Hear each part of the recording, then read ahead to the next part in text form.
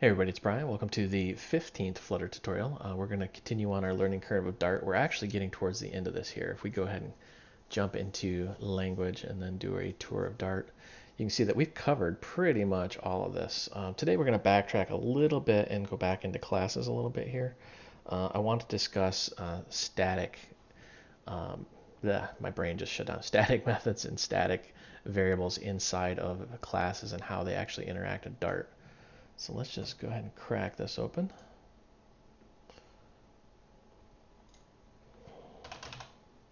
We're just going to call it stat. I like that word, stat.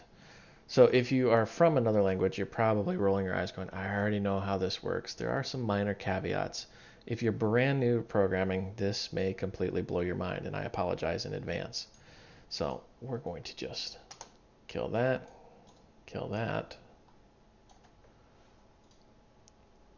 and the first thing we're going to do is we're going to make a new class here, and we're going to call it counter.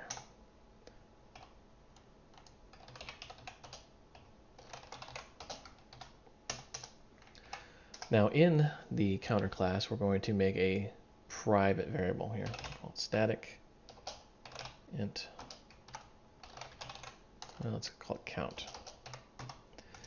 So what does a static mean right here? Static is a keyword. You can tell it's a keyword because it's highlighted in bold. Really what it means is it exists throughout every instance and non-instance of that class. And we'll really get into that here in a second, but just understand that it means it always exists. So what we're going to do is we're going to say int get. We're going to make a getter and setter for this.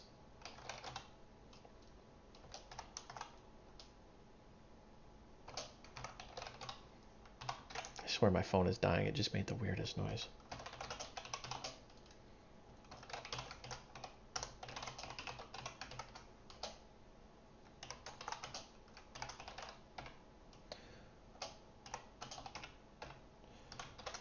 Now, why am I making a getter and setter? We really don't have to. I'm just doing this to show you that, you can have this as a private member variable, but also have it static. Some people get a little confused and think that just because it's static, it has to be public, and it really doesn't.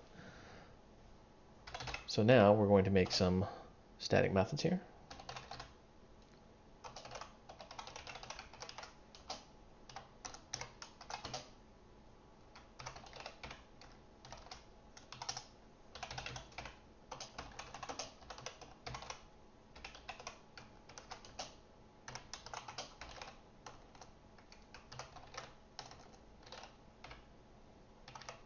So we're just going to increment and decrement respectively.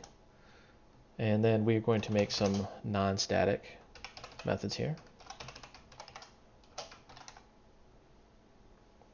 And actually we can just shorten these up as well. I don't know why I was going to do it this way, but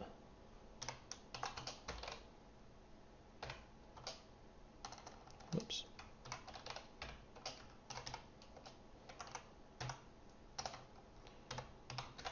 And then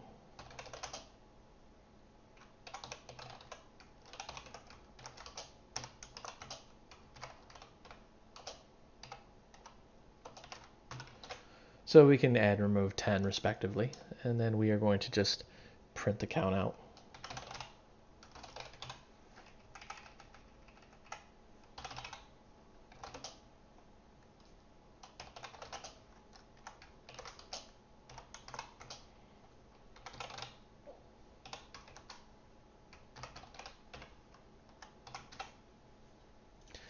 Now, you may be looking at this and asking some questions. What is static? Why is it all scattered throughout this? And how come we're using count and not the getter and setter?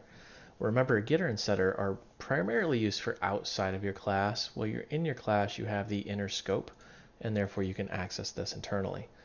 Everything outside of this, because this is a private variable, will not be able to access it, so you have to use the getter and setter. And now we're going to go over to our main file here. We're going to import the, oops, man, that was a major fail right there. That was kind of embarrassing. So first thing we want to do here, let's just say counter, and you notice how if we just type the class name counter, we have the decrease, increase, and print count. And if we look at the class again, you can see that increase, decrease, and print count all have static. That's what it means, is we don't have an instance of this class, yet we have those functions, or I should say those methods. And we can actually work with those.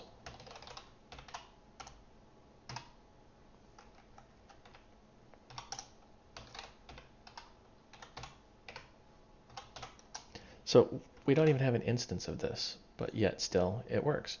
We've gone from 0 to 1, and we can actually increase this a few times if we want.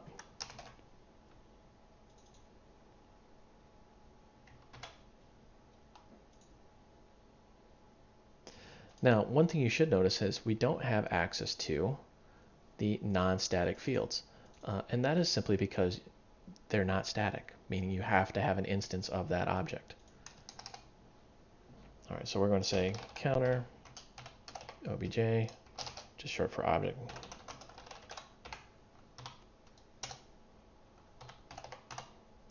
And you notice how now we have access to the non-static fields, but we do not have access to the static fields.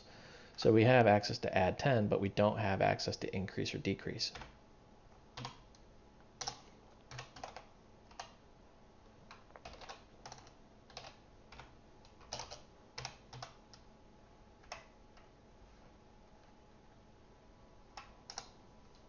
Whoops.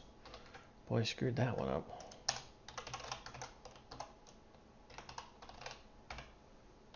And this is why we're using our getters and setters, so we can access those.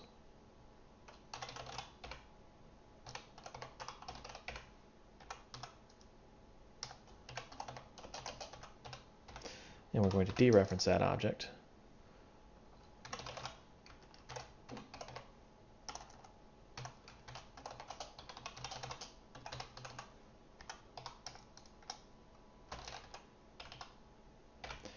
And once again, we're going to print the count. So what we're going to do here is we're accessing the static fields, and then we're going to make an instance of that object and modify it with an instance of that class. Instance of that object, that doesn't make any sense. We're going to make an instance of that class, we're making an object, and then we're going to modify it using the non-static fields. And then we're going to actually print the count out again, and we can see how the count actually increments. So we've got 0, 2, because we've gone from 0 plus 1 plus 1, so there's our 2. And then we have gone to 12 because we've added 10. And then we've set it to 5, so there's our 5. And then we've set it to null. We set our object to null. But yet we can still print out 5. And if we made another instance of this class,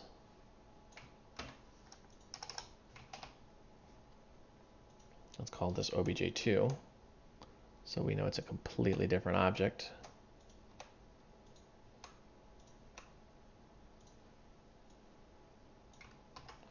Let's get rid of that right there.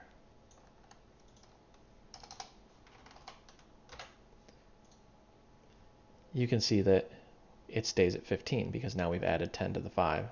And even though we've set this to null, it still stays there. So that, in a nutshell, is static fields. Now, one thing you should know is you don't always need static. A lot of people think I need to convert this to static and that to static. You really don't. Many times what you would actually need to do is persist this off to a storage device somewhere rather than actually holding it in memory. For a counter, it would actually make sense. Like, let's say you were building like a humane society that houses animals, and you want to know how many animals are in there. Every time an animal is added or removed, you would increase the counter. But for normal lists and things like that, static really does not make a whole lot of sense. What is a good use case for static? Well, this right here, actually. If you want to make what's called a utility class, or a class that has a lot of functions in it, or methods in it that you would just use throughout the day, rather than having to actually build an instance of that object, you can just say class dot whatever it is, and then you've got all your built-in functionality. There's actually a lot of libraries that do that, so that's a good use case. That's all for this tutorial. I hope you found this educational and entertaining. The source code for this and all other tutorials will be out on voidroms.com, and you just click on GitHub and it takes you right out to the tutorials.